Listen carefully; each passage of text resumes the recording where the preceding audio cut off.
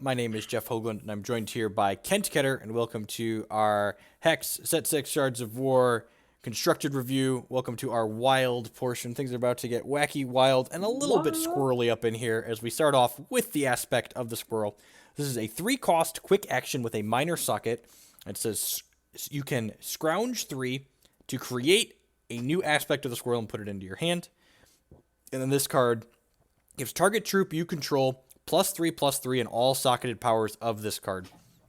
So, 2 things worth mentioning. First is that I love that we're getting more actions that have sockets in them. I think that's great design space, and I'm interested to see where they can go with that. Second is that, as with all created cards, when you create a card that has a socket in it, the socket that it's created is random. So whatever you're putting in your aspect of the squirrel to start, your created aspect isn't always going to have that same effect. So with that in mind, that means the card is going to be evaluated at baseline of, we'll say socket X added to the creature +3/+3, and then 1 additional instance of +3/+3. Stop there for 6 mana. Yep. How do you feel? How do you feel about just that? And let's. We mentioned earlier in one of the reviews that Oberon's Eulogy had rotated, and I think that this is a card that could slot into that similar type of effect. It's a card that allows you to turn a non-threat into a must-answer threat, and at the same time, it allows you to kind of generate value as you go along, because you can you turn your 2-drops and your 3-drops that wouldn't be good in the mid to late game into stronger threats the control deck has to deal with, and suddenly every card you play they have to kill instead of just the important ones. Mm-hmm. Are there any sockets that we don't mind being tossed on something as low value as a Redling? It really depends on what else you have. I feel like there's not. I guess. Actually, and here's a big problem with this. The thing that goes to my mind is I would love to generate Valors with this card, and you just can't do that because the Valor gem you have to deploy in order to get the Valor. If you're in Diamond Wild, you could put Flight on this and start lifting off some of your troops. The Wild gems are Skyguard, Steadfast, and +1 power and Crush. So those are both pretty reasonable. You could turn this into +4/+3 and Crush. Yep. I think that's a good baseline to be at. The first one is +4/+3 and Crush for 3 mana. Not a bad setup, especially in maybe some of your go wide mirrors. I could see this being used to try to break up some of the parity there. Yeah, it makes combat a nightmare if your first one is +4/+3 Crush. How do you block? All especially of a sudden, which of these threats are lethal? Yeah, 6, because you could do it and then do it again. Yep. And if you scale from there, it gets worse. But 6 mana is a pretty reasonable amount to be making all the squirrels, or large things. They're not actually squirrels. Branching out. Next up, we have a 4-cost basic action, Call of the Deepwood. Choose 1, put a 4-cost Ardent Troop, or conscript a 5-cost Ardent Troop, put it into play, or conscript a 5-cost Underworld Troop and put it into play. This one may or may not be reasonable. It's a nice way to enable some of those extra races that you may or may not be actually playing, but this is one of those that's kind of close. I wouldn't be too surprised if it does or doesn't see play. If there is any way to maybe cast this slightly above, or sorry, I had a curve, if you cast this on the drop accelerant that we're going to, I think, touch on later, that means you're then up 2 kind of spots on the curve, and we might be, flirting with it a little bit. But this really feels like something that's just going to allow Wild to maybe trickle into that Ardent / Necrotic. Oh my goodness! Wow. Ardent / Underworld design space. Yep. Because at this point, it occupies both, and it's not very good at either. Yeah. But that's an interesting way to maybe Wild is kind of seen the shard that's going to flirt with each side of it, a little bit, which it does in some regard. But yeah, I agree with you. I am medium on this. I am very excited for it. Just to touch on it 2 seconds in limited, though. I think this would be a rate in limited that I would be pretty excited to have. So we'll see how it turns out. You'd also have to look at the what the 5-cost one side to the other. I'd be interested to see if one side is disproportionately better. Yep. If the Ardent side is just 10 insane hits. So So next up, we have the Dauntless Root Shaper, who is the classic Elf Warlock plant. It's a 5/3 with Crush. Sorry. That says. I thought you meant that like the Elf Warlock planted in like the business Nope, to like nope, part plant. downfall them. Nope. Just... So Death Cry, if this is valorous, revert it and put it right back into play. Heart of Embers is an elf that makes valors that you're interested in playing. This card has Crush, which means it's going to be good at enabling Lysander. Yeah. Lysander's getting nerfed a little bit, up to 4 charges, but I think that still might be reasonable in a shell like this with the elf shell. So this again is one of those cards where like it's close. I wouldn't be super surprised if it doesn't see play, but I think in the right shell this could be plenty pushed. Yeah, I think this one is gonna plant itself in the middle of the meta. With Heart of Embers and the like, really helping push it outside of it's funny the way the two cards literally like right next to each other. As soon as you Valorous this, it can't be Heart of Embers. Yep. And that, yeah, I'm excited for this one. And like if you curve this on 4 into Heart on 5, and then like Valor this with the Heart right away, you get to like Kraken with a 6/4 that comes back into play if they trade with it in combat. Like could be. I'm not really seeing a downside to. I mean, obviously we're not looking for a downside, but yeah, this feels like a really good card to lead into ahead of your Heart of Embers, because they're gonna kill this if they have the ability. Yep. Like they've got to use their removal spell on it, and if this thing lives, Heart of Embers is excited.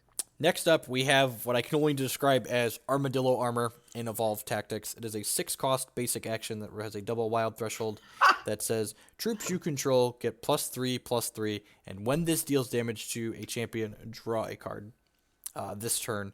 So, wow. I believe Balthazar is rotating. Don't quote me on that. If he's not, I should have double-checked that. But if Balth is rotating, this card is a card that slots nicely into that kind of wild card advantage type slot. Jeez. As soon as you start getting this set up for any and I know we keep going back to it, and I know it's definitely an obvious thing, but just the Dreadling decks. Yep. Like you draw, if this draws you 3 cards, that means it also has dealt 9 damage. Every card drawn equates to 3 damage. So like if they're outpacing you on life, can they also beat the fact that you drew a card for every one of those?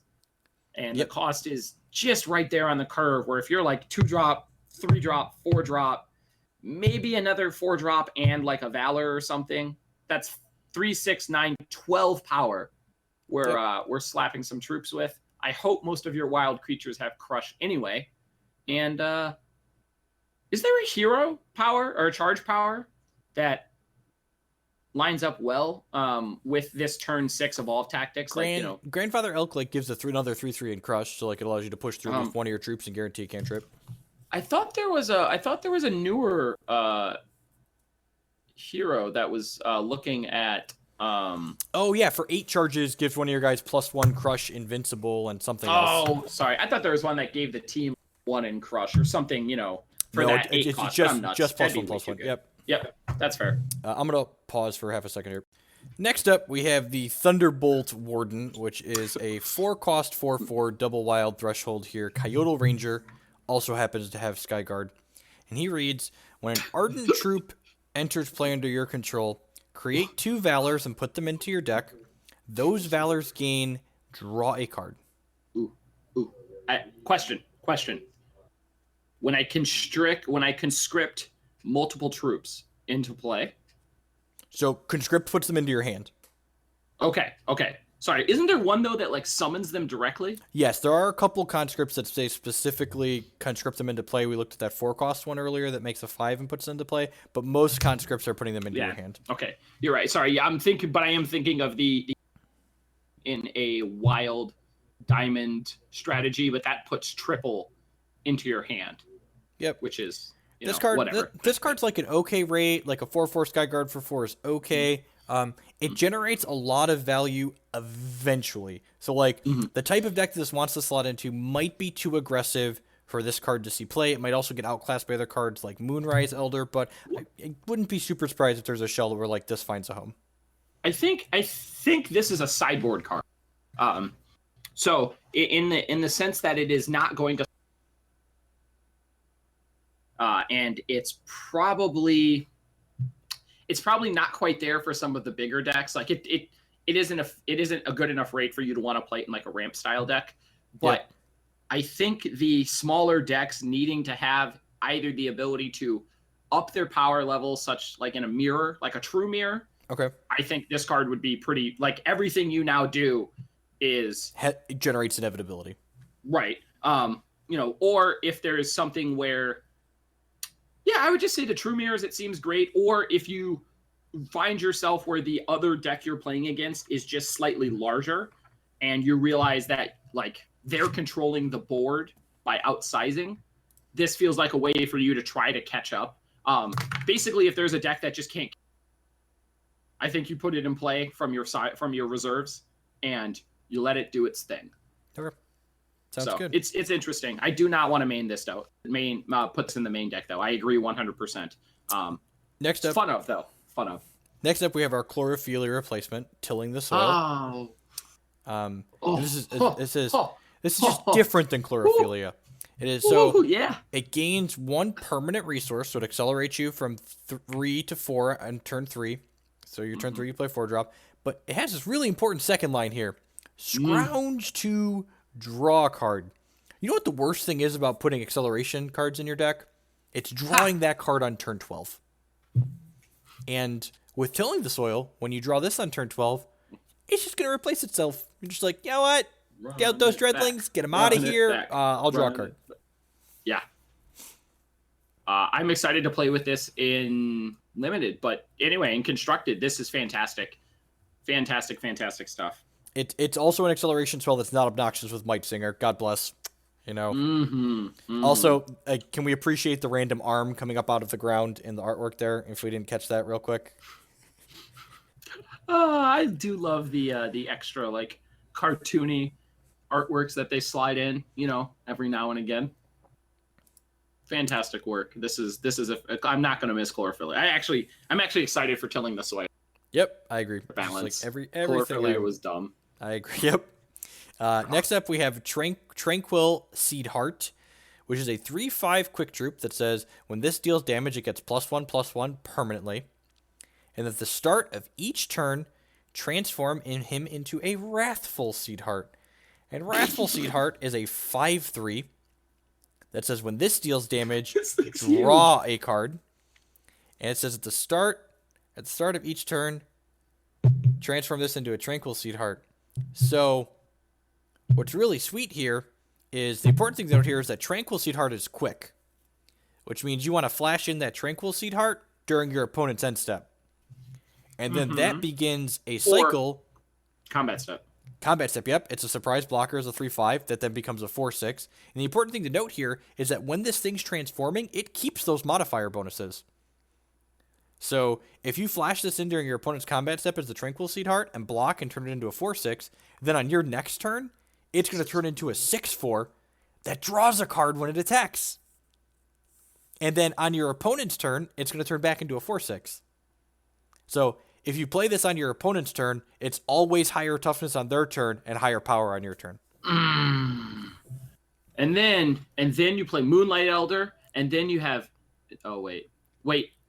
and Vigilance. Sorry, Steadfast. Get him. Yeah, I'm excited for this. This seems like a really interesting card. I would love ramping into this. It's good. Just a good quality. Like the rate's okay. The flip side like generates card advantage. It probably generates card advantage by like surprising something in combat. It means if you in a control deck, this card seems sweet. Spell. Like you pass with like your denies and your dingles up, and like they attack, and you're like, all right, flash this nerd in, block your guys, like draw a card, protect me from the removal spells. As someone who enjoys playing on my opponent's turn, I'm excited to play with this card. Yeah, its floor is good, and it will take over a game. I mean, we're assuming it's only gonna get up to a +1 on it because our opponent is gonna stop attacking into it. Correct. Yep. Is that okay? That's fair. If there is any way to make this deal damage outside of combat,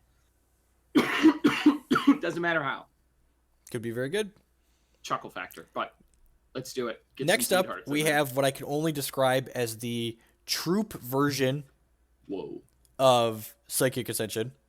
The old Woken Drakatar. I'm going to pronounce this card 12 different ways over the next year, and I'm excited to discover each and every new one of them.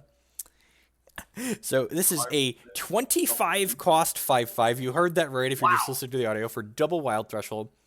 But it says other troops you control have +5/+5. Your dreadlings are mighty dreadful. Whenever a troop enters play under your control, if this is in your hand or deck, this gets cost minus equal to that card's cost. So, yep. Jeff, I have a question for you. How many dreadlings does it take to make a Woken Drakatar? Oh, geez, it's not cast a troop. It's when a troop enters play. Holy crap. That's really good. Is this right? No, this is right. Wow. That's really good. And in looking at Immortal, Titania's Majesty is legal in Immortal. So not only can you Titania's Majesty this card into play, but when you Titania's Majesty your Walking Calamity into play, that makes this go down by 10 cost, because Walking Calamity entered play as a 10 cost. So this card, I would be surprised if it doesn't have a home in Immortal, and it's probably standard playable as well. Like, it's for just build around screaming awesomeness. And you know what's awesome here? I'm looking at my list. There's only like eight wild cards I've got picked out here. It's the smallest of all the thresholds. God bless. Who's ready for another shard to dominate here? The other thing is, with 4 of these in your deck,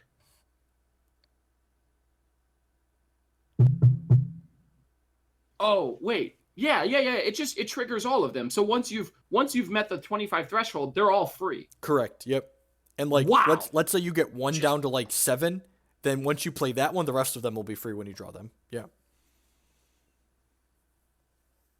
Does that in a sense just?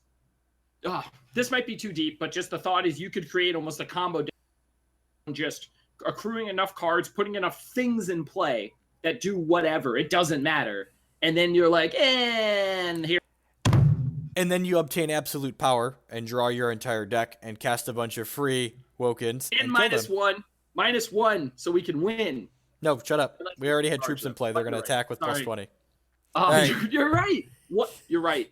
And crush the team. Holy smokes. At any rate, I'm Jeff Hoagland. This is Kent Ketter. If you're looking to buy any cards from Scars of War or any other Hex sets for Immortal or Standard, you could do that on hexprimal.com. You can use the code Jeff5 to save 5% and join us for the next portion of our constructed set review here, which will likely be longer than this Wild portion, which was pleasantly short because Wild didn't need much help.